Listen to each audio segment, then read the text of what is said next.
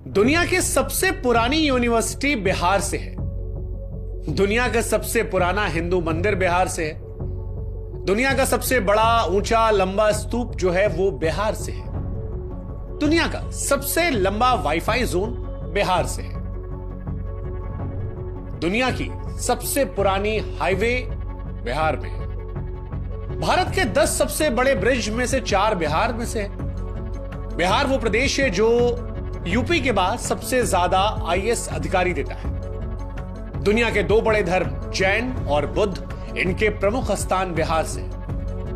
जिसने दुनिया को जीरो दिया या जो भारत का प्रथम राष्ट्रपति बना, उन दोनों का जन्म बिहार में हुआ। सिखों के 10वें और अंतिम गुरु गुरु गोविंद सिंह जी का जन्म भी बिहार से। ये बिहार की चर्चा इसलिए हो रही है क्योंकि कई ऐसे हैं जिन्हें लगता है कि बिहार पिछड़ेपन की पहचान है। बिहार को देश से निकाल दिया जाए तो देश विकसित कहलाएगा।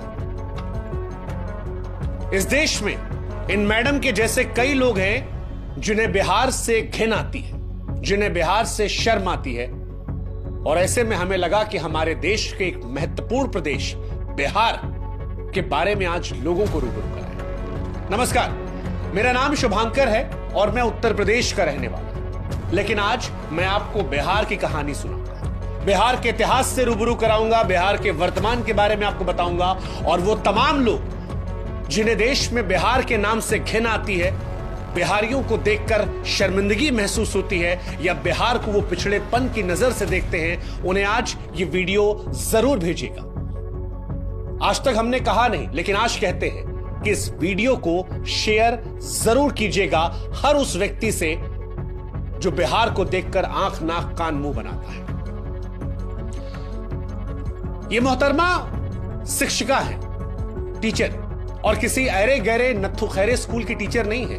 मैडम केंद्रीय विद्यालय की शिक्षिका है। लेकिन इन मैडम की जब भाषा हमने सुनी तो बड़ी शर्मिंदगी हुई कि कैसे धारा प्रवाह ये बिहारियों को गाली दे रही है। मेरे से क्या दुश्मनी थी? मुझे इंडिया के वर्स्ट फकिंग रीजन में पोस्टिंग दे दी। मेरे को गोवा दे देते, कहीं भी दे देते, उड़ीसा दे देते, कोई दिक्कत नहीं थी मुझे। I am not kidding, the situation of Bihar is actually, it is not even hyped up, it is and Bihar is just have no civic sense, not even kidding. सच कहे तो हमको नहीं मालूम है कि ये मैडम क्या पढ़ाती है, लेकिन जितना हमने इनको सुना, जिस हिसाब से बिहार को ये गाली दे रही थी, उस हिसाब से एक बात तो साफ थी कि बिहार को लेकर इनकी मानसिकता कुंठित है। बिहार को लेकर इनके मन में बेपनाह नफरत है। मैडम अपने वीडियो में बिहार को जबरदस्त तरीके से कोस रही थी, और ऐसा इसलिए कर रही थी क्योंकि इन्हें बिहार में पोस्टिंग दे दी गई। अब बिहार के बारे में मैडम की अज्ञानता कहें, पूर्वाग्रह कहें, दुराग्रह कहें, या फिर उटपटांग बोलकर सोशल मीडिया पर वायरल होने की निंजा टेक्निक, लेकिन जब मैडम ने वीडियो रिकॉर्ड करके लेक्चर दिया, सोशल मीडिया पर वीडियो पोस्ट किया, तो यह बात बिहारियों को और देश में बिहार से प्यार करने वालों को रास नहीं आई। इन मैडम के मन में बिहार को लेकर इतनी घृणा रही कि मैडम कहती हैं कि बिहार की वजह से देश विकसित नहीं बन पाया। बिहारियों को तो सिविक सेंस है ही नहीं। Bihar is just have no civic sense, not even kidding. जिस दिन बिहार को देश से हटा दिया जाएगा, इंडिया ऑटोमेटिक डेवलप्ड कंट्री बन जाएगा। आसान शब्दों में कहें तो मैडम कहना चाहती थी कि देश का सबसे घटिया, सबसे पिछड़ा क्षेत्र बिहार है। फिलहाल मैडम, जिनका नाम दीपाली शाह है, उन्हें सस्पेंड कर दिया गया है। लेकिन सस्पेंड उस सोच को करना है, और आज इस वीडियो के माध्यम से उस सोच को हम सस्पेंड करेंगे। उस सोच पर हम प्रहार करेंगे जो बिहारियों को घिनौनी, गंदी, पिछड़ेपन की नजर से देखता है। इसलिए आज मैडम, हमारा आपको जवाब है। हमें नहीं मालूम मैडम कि आपने बिहार के इतिहास को कितना पढ़ा है, लेकिन आज हम आपको और आप जैसों को जो बिहार को पिछड़ा सोचते हैं, उन्हें बिहार से रूबरू कराते हैं। मैडम, आप जानती हैं, प्राचीन काल में बिहार जो है वो विशाल साम्राज्यों का गढ़ रहा है। शायद आपने मौर्य साम्राज्य के बारे में सुना हो, आप तो टीचर हैं। गुप्त साम्राज्य के बारे में सुना हो, शायद आपने चंद्रगुप्त मौर्य, समुद्रगुप्त, चाणक्य के बारे में सुना हो, शायद आपने पाल साम्राज्य के बारे में सुना। अच्छा चलिए, नहीं सुना कोई बात नहीं, आप तो शिक्षिका है ना, नालंदा विश्वविद्यालय के बारे में तो जरूर सुना होगा। क्योंकि एक जमाने में पूरी दुनिया को नालंदा ही शिक्षित करता था। विक्रमशिला विश्वविद्यालय के बारे में तो सुना होगा। बौद्ध शिक्षा के प्रमुख केंद्रों में से एक था, जहां पर तंत्र, विज्ञान, धर्म और दर्शन पढ़ाया जाता था। आपने सम्राट अशोक के बारे में सुना? वो सम्राट जिन्हें सम्राटों का सम्राट कहा जाता था, चक्रवर्ती सम्राट अशोक, जिन्होंने अपने जीवन में एक भी युद्ध नहीं हारे, अपने शासन में 23 विश्वविद्यालयों का निर्माण करवाया। जब हथियार को त्यागा तो सत्य शांति का ऐसा पाठ पढ़ाया जिसकी मिसाल आज भी सारी दुनिया में दी जाती है। मैडम, आप सरकारी कर्मचारी हैं ना? अशोक की लाट तो आपने देखी ही होगी। मतलब जानती है उसका मतलब होता है सच हमेशा जीतता है। इसकी ताकत इतनी है कि अगर एक साधारण से कागज पर यह लग जाए तो उसका महत्व बढ़ा देती है, क्योंकि यह संवैधानिक पद और संविधान की ताकत को दिखाती है। आपको भी मैडम जो ज्वाइनिंग लेटर मिला होगा ना, उस पर यह लाट जरूर लगी होगी, लेकिन आप कहती हैं कि बिहार बेकार है। अशोक के स्तंभ के बारे में सुना है मैडम आपने? भारतीय उपमहाद्वीपों में फैले अखंड स्तंभों में से श्रृंखला है जिसे सम्राट अशोक ने बनवाया था, और ये उसी बिहार में है, उसी बिहार में जिसके बारे में आप कह रही थी कि सिविक सेंस नहीं है। मैडम, ये बिहार ही है जिसके संस्कृति का लोहा पूरी दुनिया मानती है। यही की भोजपुरी, मैथिली, मगही, तिरहुत और अंग संस्कृतियों का मिश्रण है। मधुबनी पेंटिंग के बारे में मैडम जानती है? इसी बिहार की है। चलिए बाकी सब छोड़ दीजिए। आजकल बड़ी चर्चा चल रही है मखाना को लेकर। हमारे देश के प्रधानमंत्री मोदी जी ने अभी कुछ दिन पहले कहा था कि मखाना जरूर खाया कीजिए।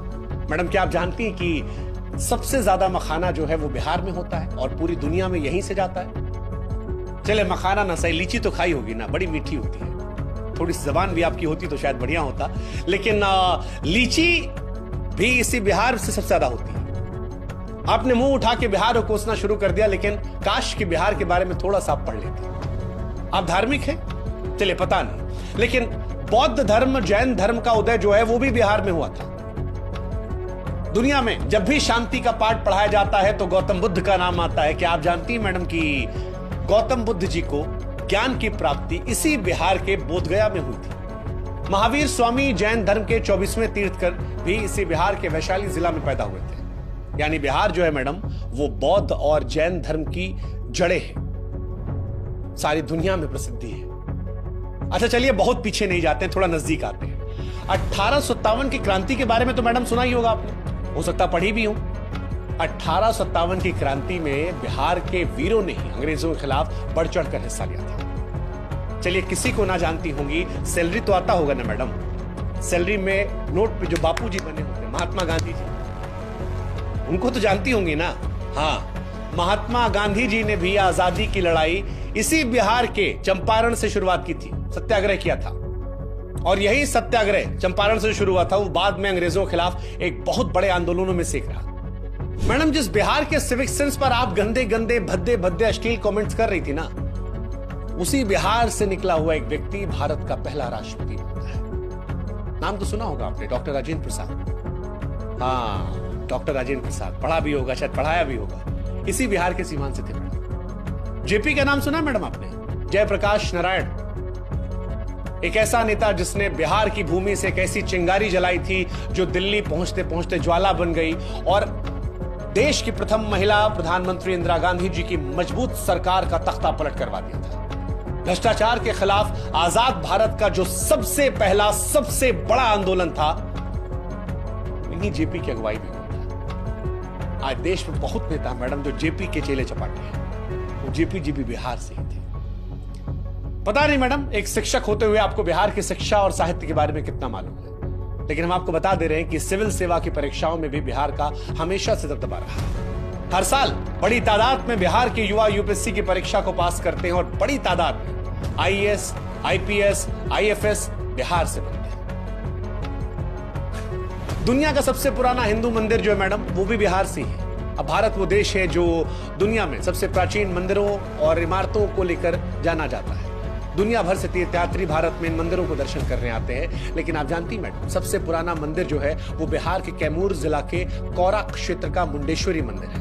कहा जाता है कि 3री या 4वीं शताब्दी में इसका निर्माण हुआ था। सबसे ज्यादा लोग यहीं जाते हैं, पूछा जाता है। चलिए, वाईफाई का तो इस्तेमाल करती होंगी ना मैडम आप? डेटा इंटरनेट फ्री वाला मिल जाता होगा, सबको मजा आता है। क्या आप जानती हैं कि दुनिया का सबसे लंबा वाईफाई जोन जो है वो बिहार की राजधानी पटना में है?